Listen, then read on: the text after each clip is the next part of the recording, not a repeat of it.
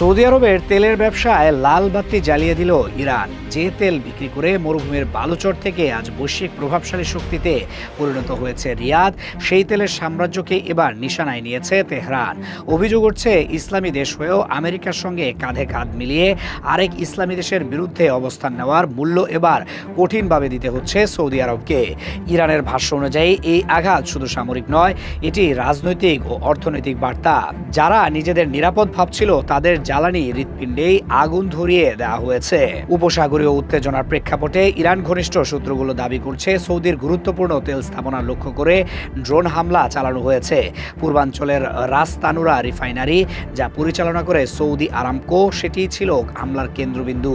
এই স্থাপনাটি শুধু অর্থনীতির নয়, বৈশ্বিক জ্বালানি সরবরাহের অন্যতম বড় হাব।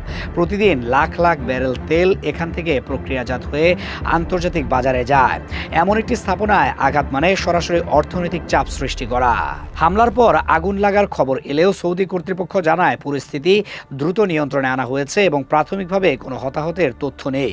তবে নিরাপত্তার কারণে কিছু কার্যক্রম সাময়িকভাবে বন্ধ রাখতে হয়েছে। পূর্ণ ক্ষয়ক্ষতির হিসাব এখনও প্রকাশ করা হয়নি, কিন্তু বাজারে তার প্রভাব পড়তে শুরু করেছে। আন্তর্জাতিক তেল বাজারে দামের অস্থিরতা দেখা দিয়েছে। বিনিয়োগকারীরা সতর্ক অবস্থানে। বিশ্লেষকদের মতে এটি কেবল প্রতিশোধ নয়, কৌশলগত পদক্ষেপ।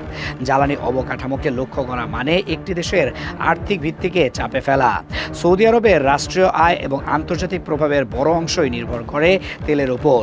সেই জায়গায় আঘাত করে ইরান দেখাতে চেয়েছে, সংঘাতের পরিধি শুধু সীমান্তে সীমাবদ্ধ নয়।